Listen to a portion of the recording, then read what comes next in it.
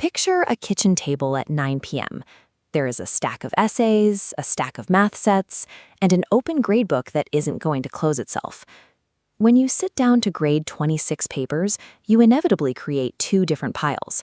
The first few papers get 10 minutes of careful thought each, but by paper 20, you are looking for any excuse to finish before you fall asleep. Highly actionable advice devolves into phrases like, "good job," "see me," or "needs detail."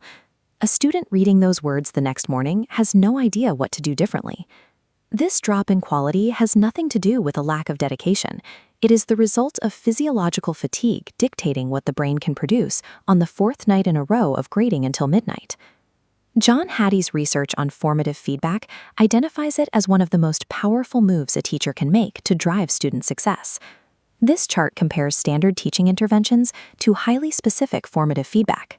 Hattie found an effect size of 0.40 is the hinge point that separates helpful from wasted effort.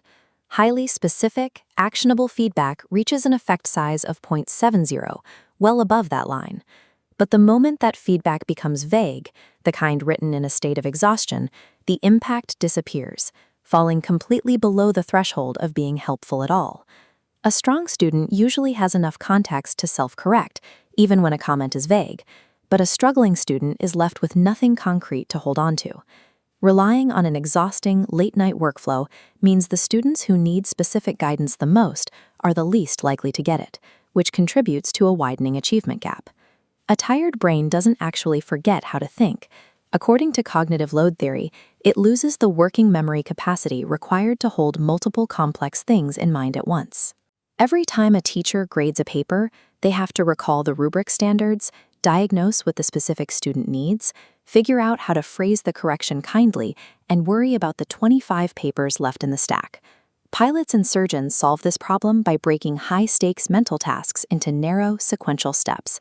Narrow steps beat holding everything in your head under fatigue, every time. We can apply that exact logic to grading by using a 5-prompt AI system. Think of the AI as the scaffolding on a building. It holds the structure up while the teacher provides the actual material and the final judgment. Deploying technology to protect the teacher's mental bandwidth ensures their unique human insight stays at the center of the process.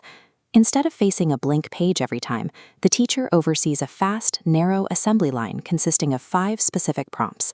Prompt 1 is the gap finder. You feed in the student's work, and the AI acts like a metal detector, sweeping the text to name the single biggest gap between what the student did and what mastery looks like. It doesn't dig the hole. The teacher looks at the flagged gap and makes the call on whether that specific error is actually worth addressing for this particular student.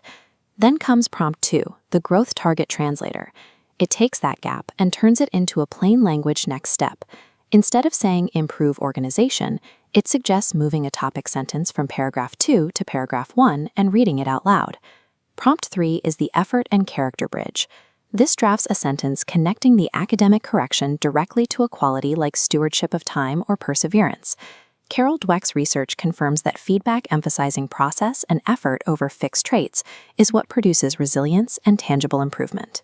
This systematic sequence ensures every comment corrects the work while actively shaping the student's character, even at midnight. The fourth step is the tone pass. The AI reviews the drafted comment and adjusts the phrasing so it sounds like a caring adult rather than a rigid rubric. Finally, prompt 5 is the batch pattern spotter. The AI reviews the entire stack of 26 graded papers to identify macro trends across the classroom. If 5 students share the same gap, the teacher can address it once in a 5-minute mini-lesson tomorrow, rather than writing the same correction 5 separate times. This shifts the teacher out of the role of a line editor and into the role of a strategic classroom director.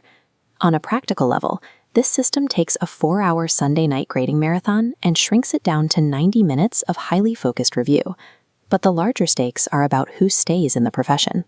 Teacher attrition research consistently points to the workload of grading and paperwork as a leading driver of early career burnout. This repeatable process acts as a retention tool, helping keep experienced teachers in the classroom while ensuring that struggling students receive the specific guidance they need. We are looking at 2 distinct futures for a teacher 5 years from now: One kept white-knuckling a blank page every night until the pile won and she left the classroom. The other built a sustainable system, got her evenings back, and is still doing the work she signed up for. The quality of a student's education depends on the person standing at the whiteboard. Protecting that teacher's time and mental bandwidth ensures they have the capacity to do that work well.